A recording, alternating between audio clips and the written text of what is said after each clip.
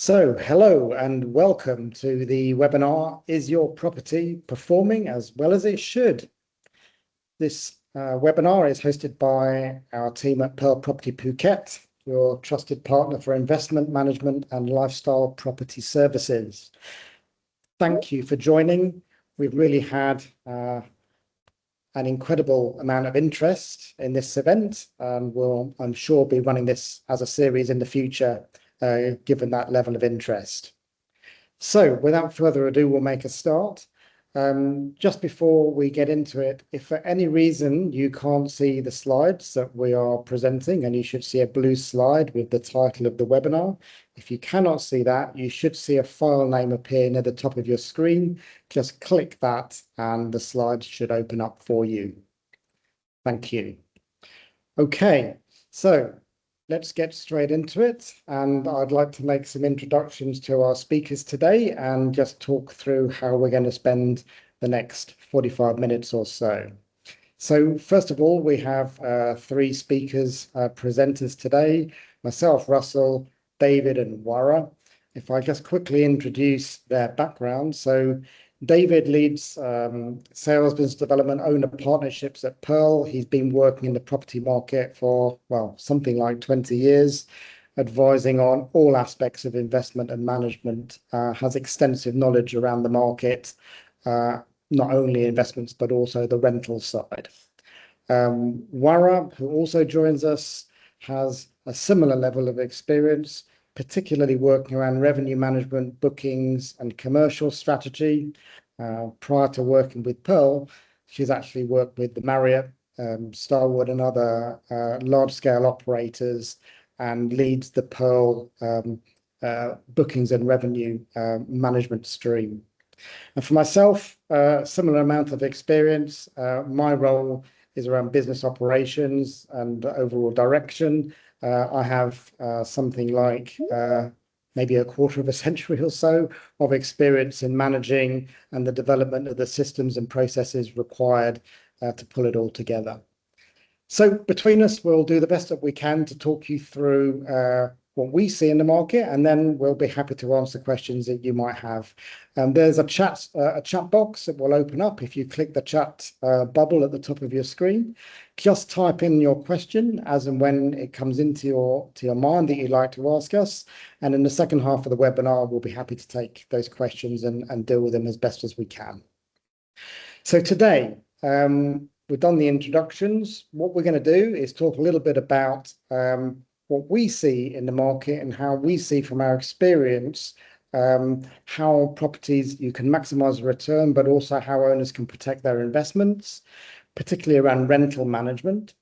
We'll also talk about how we work and how we kind of see leading practice in terms of what we call the 4 pillars of rental management, and leave you with 10 key questions to think about. As I said at the end, then we'll take the Q&A. Okay, so that's the intro side. So let's get straight into some of the content. All right, so there's a lot of villas and condominiums in Phuket. Some of them are really, really nice. Some of them are very high quality. However, it's probably true to say, and certainly what we can see, is that you could have essentially the same villa equivalent, but you can actually end up with very, very different results as the owner and the investor for that property. So let's just take an example and walk through some of the things that can contribute to that. So let's take Villa A on the left there. So here's a villa, very nice villa, private pool, and all the rest of it, fantastic amenities. And let's have a look at its performance. So perhaps it's performing at something like a guest rating of 4.5 out of 5, perhaps an occupancy of around 52%.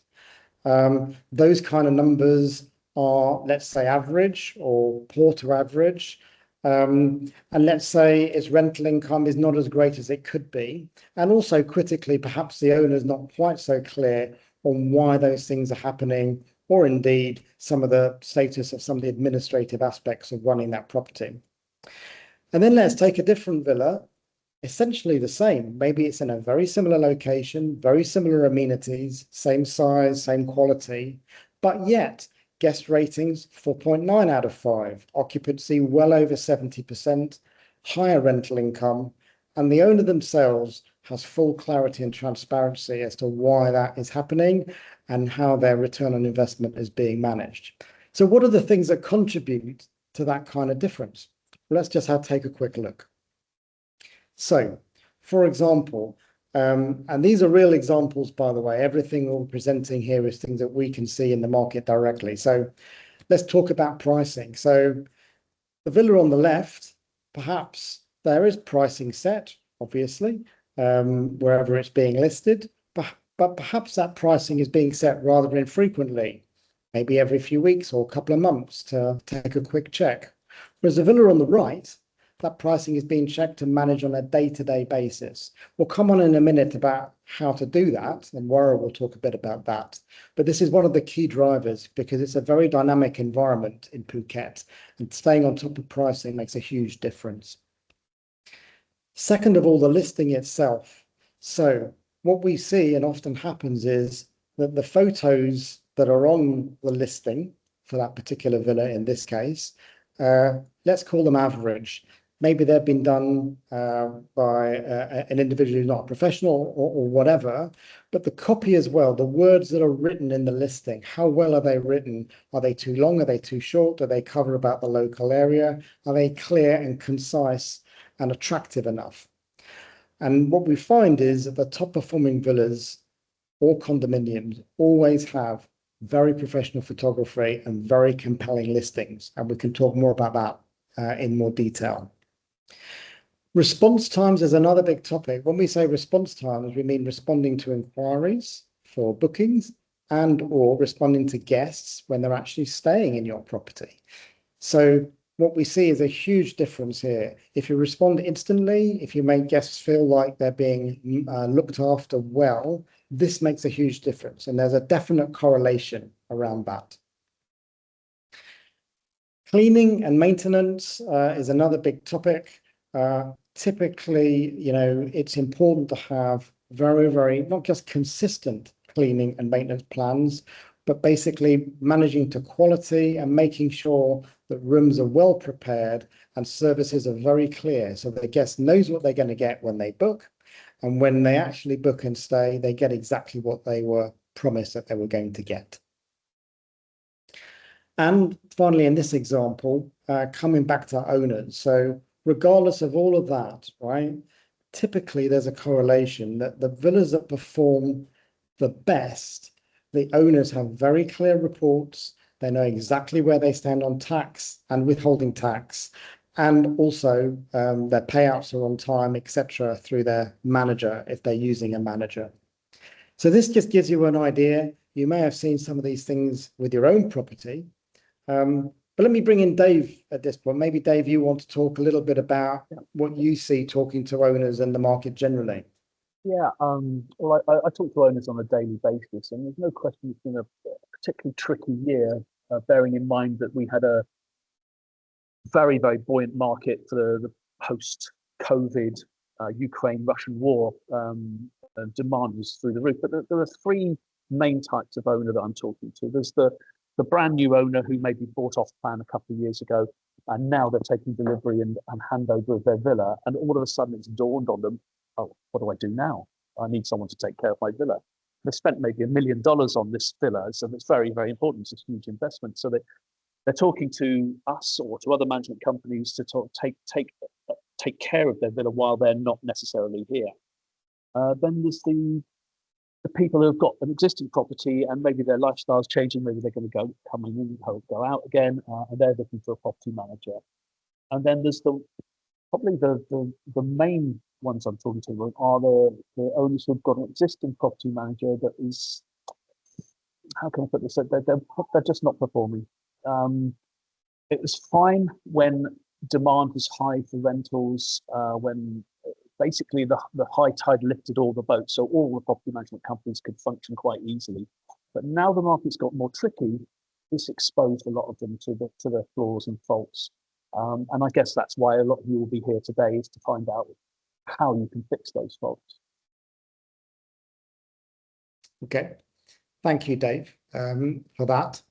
So this is the type of thing that you know, these are real examples, by the way. We've put this together as a kind of an overall view, but everything that we're talking through here is real case and examples that we see in Phuket today. All right. So moving on. So if we think about that, so the way that we've thought about it is, given the experience that we see in the market, what is a way that we can organize and structure the way that we think about this? So we use what we call the 4 pillars, and these are the things that really make a difference to making sure that properties, obviously, that we're managing, but typically in the market, there are consistent things that top performing properties always do in order to be top performing, as we've described before, with with strong guest reviews, with market leading revenue and high occupancy. At the end of the day, there are a number of things that you can describe and articulate and implement, which will dictate what those top performing properties are actually doing. So let's talk through some of that and give you some ideas as to the types of things that they are. So first of all, attracting guests. At the end of the day, we can talk about the management of properties all day, but first of all, we've got to be visible and we've got to find ways to entice, let's call them high value guests, to come and stay in our properties. And there are very specific things that we can see and do that really make the big difference. Things like, as we mentioned earlier, having professional photography sets, dynamic pricing, wide exposure on OTAs, online travel agencies like Airbnb and others. Let me ask to bring Wara in at this point with her experience, and maybe Wara, you can talk a little bit about the types of things top performing properties do here, particularly around pricing and how that works. Thank you, Russell. Good morning, everyone. So first thing is the photographers. All the photographs for our properties, we ensure that we work with our professional photographers and we have it visible in all the platforms. When we talk about the dynamic pricings, we look at the price every day and more than one time per day because the market changes a lot. So we tend to look at the market, how they're performing, our competitors, our neighborhood, and we adjust the price according to the demand in the market. We not just only set the price only once a week or once a month. We look at it consistencies. In terms of the wide OTA exposure, we also make sure that we partner with all the key OTAs because every OTA have their own database. We make sure that we use their market intelligence, work with the market managers to understand the movement and the learning about the market, and we will adjust accordingly. Thank you. Yeah, thank you, Wara, for that. Yeah, this is really a very important topic. Just to mention a couple of things about the different platforms. So there are many different ways to sell villas and condominiums in Phuket. Airbnb is the one that obviously everybody knows, as is Booking.com, Agoda, and the rest. They all have different attributes and they all specialize in slightly different markets. So it really depends on what the plan is and what type of villa or condominium that you have as to what the right mix is. We also recommend that you focus where you can on direct bookings as well. This is a way to balance the different commissions that agents take. But again, if you have specific questions on that, we can talk more about that in the Q&A. Okay, so moving on with our 4 pillars. So let's assume that we've got to the point where we've marketed the property and we're getting good interest and we've positioned it at the right commercial rates, etc. Second thing is we need to make sure that we're able to convert bookings. What does that mean? So what we really need to do is, once you've got interest, we need to respond to inquiries fast. one of the things that we always say, and I know it's a common thing, is you need to basically be able to respond to inquiries very quickly, sometimes instantly. Very often in Phuket these days, people are booking very last minute, but even if they're not, they might be looking at 3 or 4 other properties at the same time. And your ability to respond quickly and address the particular inquiry, whether it's to do with not only price, it could be to do with anything, is really, really important. Second thing is having strong reviews. There's no doubt that top performing properties are consistently top performing, and that means guests leave strong reviews and people look at that stuff. Is very, very important. So making sure that not only you get those good reviews through good work, but actually if there are any issues that have been raised, that they are responded to online or directly with the guest, so they feel like you've been addressing it. And as Warren was talking about, in terms of pricing, etc., competitive offers is not just about price. It's about having something meaningful that people think that I'd like to book. It might be combining the rental rate with additional extras or anything simple from airport transfers or whatever it may be, but making it competitive so people feel like they're getting a good deal and are getting a good deal. All right, so these are the first two, attracting the guests and converting those bookings. So you've actually got bookings and reservations confirmed. So the next one is, as we would call it, delighting guests. So from the minute that guest, well, from the moment that they book, right the way through to the moment that they depart and travel back home again, that whole experience should be something delightful for them. So they expect to be well communicated, and that means clear communication as well as fast communication. The property itself should be well maintained. We've used the word there, proactive. Proactive maintenance means, looking after villas, 90% of the things that go wrong with properties in Phuket, you can actually predict, and they need to be managed proactively. For example, air conditioning can be cleaned, serviced, looked after. If there is an issue, how do you respond to it? All of these things can be planned and managed. And it's all about making sure the problems don't occur in the first place, but then if they do occur, that you have a means to respond to it fast. And honestly, where there are issues with guests, where you respond quickly and address the point, people feel much more comfortable. And consistent quality.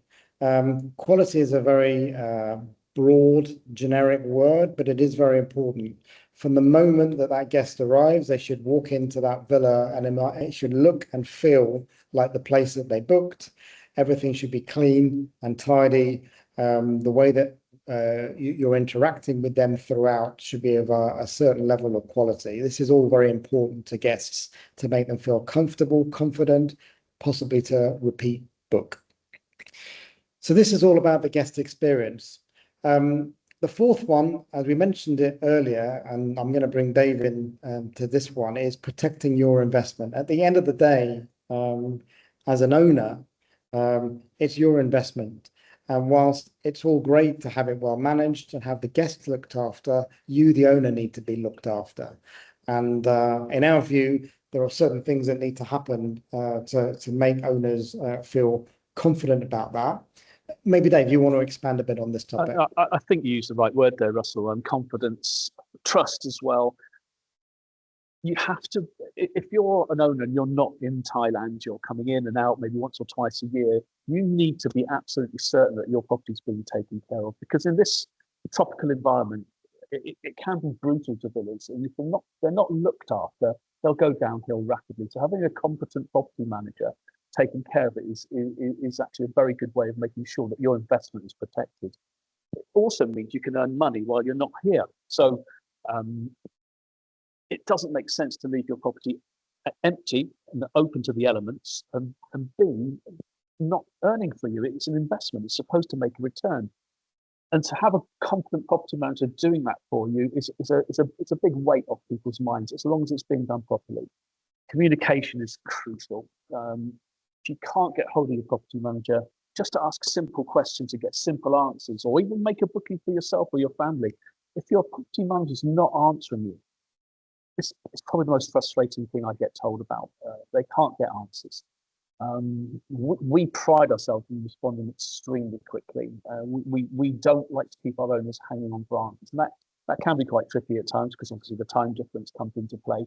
But the owners know they can get hold of me pretty much any time they need to get an answer for any problem, any issue, any concern they might have. I'm here to deal with it. I'm their boots on the ground, basically, and they can trust me to get on with it and protect their investment. And we're talking about $1 million villas here. We're not talking about sort of small investment. It's very, very important that they're taken care of. Yeah. Thank you, Dave. I'll just build just very slightly on what Dave was saying, just specifically on tax and withholding tax. If it's of interest in the Q&A, we can get into a bit more detail on this topic. But just one thing that we would say for all villas and condominium owners in Phuket, or indeed in Thailand, but let's talk about Phuket, you really must look at being compliant on tax. For our part, wherever we're managing properties, we manage that 100% for owners, and making sure you have the correct withholding tax being managed and that you are compliant with the rules in Thailand is becoming more and more important over the last few years, and particularly at the moment. As I mentioned, if you'd like to hear more about that or get into more detail, we can take that a bit later. Withholding tax, sorry to interrupt you, Russell. Yeah. I speak to owners quite a lot, and very, very few understand the concept of withholding tax. It's probably a boring subject, but if you don't take care of it, it will come back and bite you. And a lot of property management companies are just ignoring it. You can't, when it comes to the tax people, you can't ignore it. Absolutely. I'm completely right. Okay. All right. Let's carry on. So we've talked through some of specific examples of how different properties perform better or worse, let's say. We've talked through good practice, best practice in terms of making sure that the basics are done well. You might remember when we introduced and we were marketing this webinar, we talked about it not being rocket science, and actually that was for a good reason. All of these things, when you look at them individually, every single item on this slide that we're looking at here, it sounds pretty obvious and straightforward. The challenge is to execute it well and execute it consistently, and basically get the basics right, if I can say it like that. So, to conclude the presentation part of this, so what we thought we would do is leave you with 10 key questions that as a property owner, you ought to be asking yourself. And how you answer these 10 questions should tell you a lot about whether your villa or condo, is already in, let's call it top performing, or maybe there's some work to do. But these are the kind of questions that you should be asking and seeing whether you feel that your property and your investment is being well managed. So attracting guests are our first pillar that we talked about. The kind of things you want to be asking yourself are, is my pricing being reviewed regularly? As Warren was pointing out earlier, this needs to be managed on a day-to-day basis. Phuket is a dynamic environment. It has a distinctive high season, low season, with shoulder months in between. Lots of things can affect pricing on a daily, weekly basis. The only way to get the best revenue and to balance that with occupancy is to be looking at it consistently. Is your property being presented to its full potential? So second question there. As we've mentioned about photography and the listing copy, take a look, compare it to other listings. Do you think it's meeting the kind of things that we've been talking about earlier on? And third of all, in terms of attracting guests, are you reaching the right bookings channels? I see already we've got a question about different OTAs, and we'll come on to that.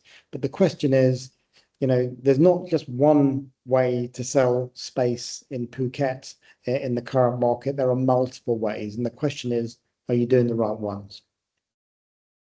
So converting bookings, the two questions to ask yourself there are inquiries being responded to quickly? I mean, However you're doing it today, if you're doing it yourself or through another property manager, whichever, whomever, the question is, are inquiries being responded to?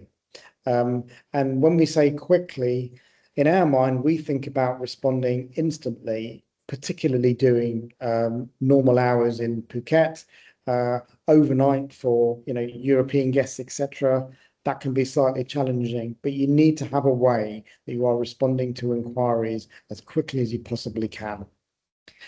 And then the other part to it is it really converting? Are you getting a lot of inquiries that are not turning into bookings?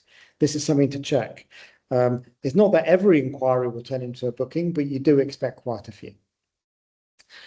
And then delighting guests. Are guests consistently leaving you excellent reviews? Sounds obvious, but what's the balance? Are you getting 5-star reviews or are you getting very mixed? Looking at that is crucial. Do you feel that your property is proactively maintained? As we were talking about before, it's not just reacting to problems, but making sure those problems don't occur in the first place. And fourthly, protecting investment, as Dave was referring to earlier on. Do you receive clear reporting and is it visible what's happening with your property? Are you absolutely clear on the rules for withholding tax? And actually, is it being handled correctly by your management team?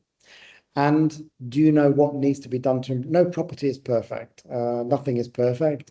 But do you know what are the things that need to be done and are they being done to make it better? So here's 10 questions that we feel, depending on your answers, might make you feel you want to look at this more closely, or you might feel 100% confident that everything's working the way that you want it to. All right, we've covered quite a lot of ground there. So moving onwards we've got about 15-20 minutes left. So we said we'd do a live Q&A, and thank you so much. We've had some fantastic questions coming through. So what I'm going to do, I'm just going to take a look at some of the questions that are coming through, and I'm going to ask our expert team to field some of these. I'm going to start with the market. So there's a question here, Dave, I think this is one for you, about how and why the market has changed in Phuket, because there's obviously a feeling that maybe there are some changes. Perhaps you want to talk about that. Yeah, I mean, I guess in the last few years, there's been quite a lot of changes. At the end of COVID, I think in Phuket in January, everybody was sitting wondering what was going to happen. Then the Ukraine-Russian war kicked off, and we were swarmed by demand from Russian nationals coming to stay and live here. And demand went absolutely crazy, which was perfect timing for Phuket because it got us back on the map, and it's just what we needed. But it skewed the market quite markedly in the fact that we had no low season. Everything was demand. Literally, you had to act very, very fast to even get a rental, let alone find one. And more often than not, things didn't even make it to market. It was absolutely crazy. But in this last year, as I said earlier, it's probably been a bit tricky because I hear that a lot of people, doom and gloom merchants in particular, saying, "Oh, it is the worst low season ever." Well, it's not. It's not. It is the low season, and all that's happened is the market has returned to normal, a normal market cycle. Instead of the crazy parabolic rise of demand for the 2 years due to the Russian war, we've now seen the market return to normal. Now, has it been affected by the Middle East situation? Yes, of course it has. I mean, flight prices are very important for people's and demand for people coming to Thailand. But what we've noticed, and what I've noticed not just in this cycle, but in previous cycles, is that demand to come to Phuket doesn't go away. So what happens is all the people that love Thailand and want to come to Thailand are sitting there waiting to come. They can't come now because the price of the flights is too high. So all that happens is that pent-up demand is tightening up the spring. And once they can come, it will just explode. The demand will come flooding straight back. And I'm fully expecting that to happen for this high season. So in terms of how it's affected owners and property managers, well, a lot of the property management companies weren't prepared for a return to a normal market. And they thought this demand was going to be forever and they'd never have to face any difficulties. So perhaps they weren't as professional in their services and how they handled things because they didn't need to be. demand was there. They never saw it switching off. Well, now you're having to fight for demand. You're having to fight to find customers, and the good property management companies will carry on and do their job and be here and keep their demand up and occupancy up. And there's ways we can do that. But the less professional ones are now struggling. And I'm speaking to a lot of owners who are experiencing significant problems with their property management company and are looking to switch to hopefully us. So if at any point in time you want to set up a meeting with me, by all means, just let me know and we can meet up and I can talk you through how we can help. Okay, thank you, Dave. So I want to move on because we've got actually quite a few questions here. So let's see how many we can cover. So Warra, I think this is one for you. So is it, I mean, you touched on it earlier, but you know, from a commercial point of view, is it better to focus on higher occupancy or higher nightly rates? How do you see that? And you know, how do you kind of manage that? Thank you. This is very good question. So basically, it always chicken and eggs. What do you want to pick? I would say that it depends on the period of time, the seasonal. So of course, during the high season and the peak season, we don't have any issue with the demand. So we can expect high occupancy and high ADRs and high rate. But in the shorter and the low seasons, then that where we need to play a bit more careful in terms of our rate need to be very competitive with the market, and also trying to fill with the occupancy. So in a nutshell, it really we play it by seasons and by the period of time and by the demand of the market. So during the high demand, we can drive both occupancy and we can drive the ADR. But during the low demand, we are more flexible with the selling rate and try to capture the occupancy as much as we can. Yeah, thank you, Warra. It's an excellent point. And what we're always trying to do for owners is we're looking at it as total revenue performance from a commercial point of view. And so as Warra was explaining there, that revenue performance is basically a calculation based on the nightly rate and the occupancy and how they multiply together. If you push the rate too high in the wrong season versus occupancy, you'll make less revenue or more, depending on which way you do it. And as Warra says, what we're doing is dynamically managing that so that you get the right balance in low season, the shoulder seasons, and the high season for different properties. All right. Please allow me to add on a few more things, Russell. Please. So basically, you are right that we look at your performance as an overall year round, and we divide it by monthly and the period of time.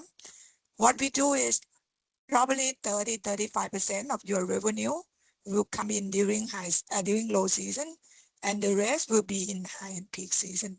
So we know which period are high and peak season where we could maximize the revenue for you, but also we know the demand, the period that we need to be flexible. But overall, we look at the big picture to ensure that we are there to maximize the opportunities. Thank you. Yeah, thank you, Warra. Good points to make there. Okay, a couple more points around this area. Maybe I'll have a go at this. So the questions are around which booking platforms actually work best for properties in Phuket, and which OTAs do you work with? How do you get direct bookings? Let me add something, then I'll ask Warra to add. So first of all, there are multiple ways to sell properties. You can use OTAs. The famous ones, obviously, like Airbnb, but also Booking.com, Agoda, Expedia, etc. You can also use direct booking, so you can sell directly. And there's also quite a big agent network generally across Phuket. And you can obviously often do private rentals via agents. So there are multiple ways to sell. Which are the best ones to use in Phuket? it all depends on how you want to position the property that you have. Airbnb is very, very strong, accounts for quite a large part of the market here, but actually the others are also present. And that includes, as I mentioned, booking.com, particularly for Europeans, trip.com and Ctrip, particularly for Chinese markets, is increasingly strong here. So it's really a question of how you want to market your property to which audience and which target market. In the end, it's probably better, I could suggest, not to rely on one platform and to have multiple ones is an important point. With regards to direct bookings, there are lots of ways to get direct bookings. So for ourselves, we have our own bookings page for all of our properties. So on any given day, we can take a booking directly or through an agent. We often actually find that that attracts quite a lot of people and people find us. But it requires marketing. The OTAs charge quite high commissions, but on the other hand, they do all the heavy lifting marketing for you. So there is a reason why they're in business and very dominant. But yes, it's a balance of these things. I don't know whether, Warren, you want to add anything to that? Yeah, we also, I think Russell already covered most of the point, but the other thing that we are also working on and proactively looking for it is also the midterm rentals, because this also will help our low season and shoulder season months where we have less demand. So we also working on the different platforms that are specialized for for not just only the short-term stay, but also the midterm rentals between 2 to 3 months. Yeah. And like what Russell said, we also we don't rely on just only single ODS, but we also look at the market trends, for the market intelligence that each ODS and each market manager share with us. We join several campaigns that provided by each ODS to ensure that we cover all demands. Thank you. Thank you very much, Warren. Okay, so here's I'm going to ask Dave to have a go at this one. So there's a question here about how much should I expect to pay for property management? What's the difference in rates? I see some companies with low rates, and also maybe at the same time you can touch on guaranteed rental payments and what does that mean, and what does it mean in terms of a set amount? Maybe you can talk a bit about that, Dave. Yeah, it can be quite confusing when you go and try and compare property management companies and their charges, because it's what's included. So you'll get quoted anything from 50-50 revenue share, 80-20, 70-30, 15%. There's a wide range, but what do they actually mean? At the high, I guess the average would be around about 30%, and that's where we are. But we include everything in that. I often see 80-20. That's an interesting one, because the 20% that the property management company charges often plus. So you'll pay extra for housekeeping, you'll pay extra for laundry, you'll pay extra for bookings. It's usually hidden charges that increase. 20% is not a commercially viable rate for a property manager. It's not. 30% is about right. It's quite a low margin business, but it's all down to volume. When it comes to picking the management company, it's all about confidence. I think you really need to go into what is being provided for your money, basically. What was the other question, Russell? It was around guarantees and rental guarantees. And rental guarantees. This is a tricky one. It can, for a property management company to offer a rental guarantee, I don't like them. I've got to say it. I don't like them. I think a lot of them are bogus. They're designed to get your business, but then they can't deliver, and they can't maintain that promise. What they'll often do is they'll say, the long-term rental price is X amount, we'll guarantee you that, and we'll do better than that. But really, that's not a realistic model. It's not achievable. And so what they end up doing is, if they're making a guarantee, what does that guarantee mean? Does that mean they're going to make up the shortfall if they don't reach the target? Can they? If they don't reach the target, how are they going to pay? There's too many questions. I'm not a big fan of rental guarantees. I prefer to look at the market in reality and look at the real situation and talk to owners like grown-ups. Most of them shouldn't need a guarantee. If you've got a professional management company, it shouldn't be needed. You should be able to sort of track your income on a monthly basis. Seasonal variations, of course, will come into play. So in low season, your income will be lower, but in higher season, it'll be a lot higher. It's averaging that out through the year, so you get a clear picture of what your property should return over a year. And in reality, you should be looking at a 6 to 8% net return on your property. So it can do a lot better than that, but looking at it on a quarterly basis, 6 to 8% is realistic. Yeah, thank you, Dave. Yes, a good question and a good point there. I'm just conscious of the time. We said we were going to run for 45 minutes, and we're pretty much up against that, but we've still got quite a few questions. So what I think we will do is we're going to run for an extra 5 minutes. Totally understand if people need to drop off because we only planned for 45, but to try to do some of these questions justice, we'll run for another extra 5 minutes. So thank you very much if you have to leave, and if you're able to stay for a few more minutes, we'll keep going through the questions that we have.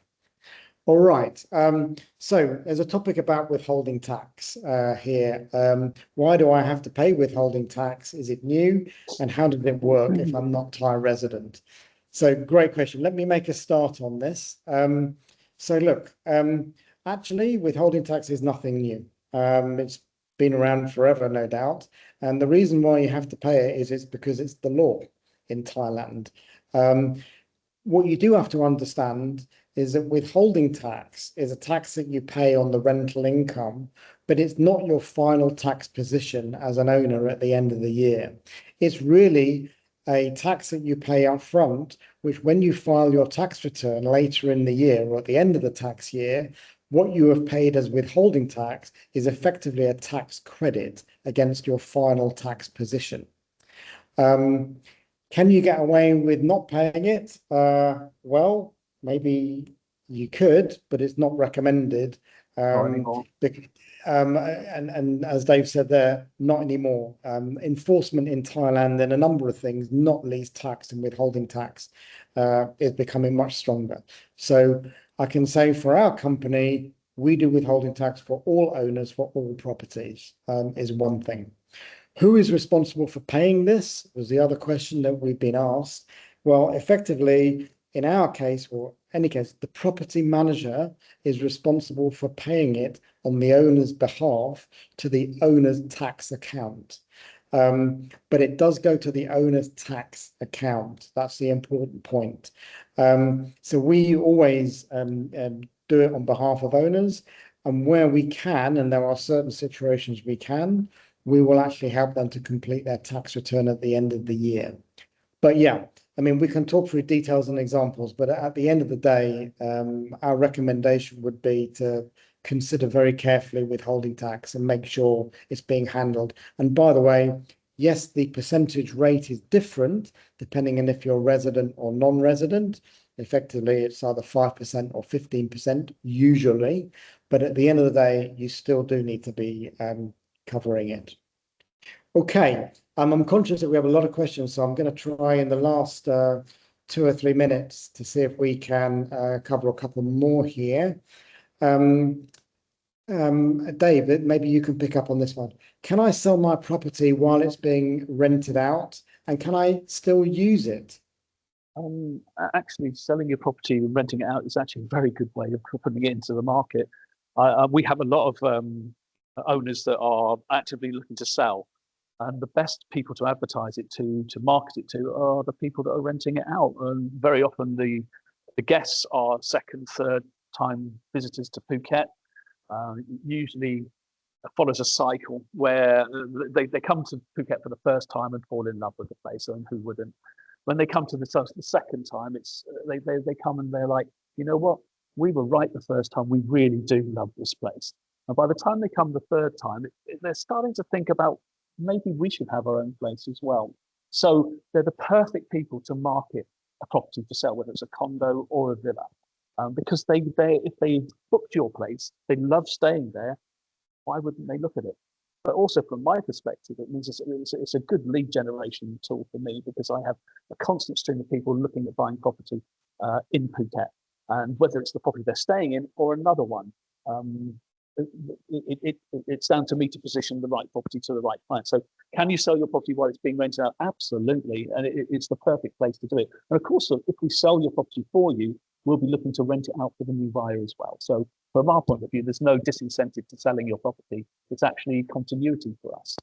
And can you still use it while you're renting out? Of course, it's yours. It's your property. Come and use it as much as you want. The majority of owners will come in low season because they don't want to affect the big income which they get in high season, which makes sense. So majority of people come for maybe 1 month a year, maybe a couple of times a year, but you come and go as often as you want. But if you come in high season, don't forget, you'll be affecting your revenues, and your average revenue at the end of the year will be lower if you come and take the high season out. Yeah, thank you, Dave. All right, let me just, in the last minute or so, there's a couple of extra questions which we haven't quite covered. What do we class as high and low season? Well, typically the high season is deemed to be around November to April or Songkran. In actual fact, it kind of ramps up, and then you have the kind of super peak, if you like, around the kind of January-ish kind of area, and then obviously after Songkran it goes back down to low season. But each month is treated slightly differently. So when we're looking at how to market properties, we're looking at every individual month as we go through the year. But there really is a big low season and high season. You have to factor that in.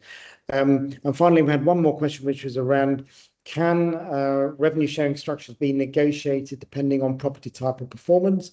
Answer is yes, they can. Depends on the specifics. Sometimes there are specific circumstances to do with a particular villa or condominium around how the arrangements are set. We talked about some of the aspects earlier, but yes, we always treat everything on a case by case, and work with an owner to try to make it suitable for the particular case in point. All right, we said we'd run for an extra 5 minutes, which we've done. I think we've covered an awful lot of ground in a very short period. We could probably talk for another hour, but we probably should stop there. What I would just say is thank you to everybody who's joined. We really appreciate it. If you'd like to pick up on any topic that we have just raised, you're more than welcome to reach out to us. You'll see our contact details on the screen in front of you, with email addresses, QR code with all of our links, etc., and phone numbers. Please feel free to reach us for any topic relating to how to get the best out of your villas and condos in Phuket. And with that, I'll say thank you very much and look forward to talking to you all in due course, and enjoy the rest of your weekend. Thank you, guys. Thank you. Thank you.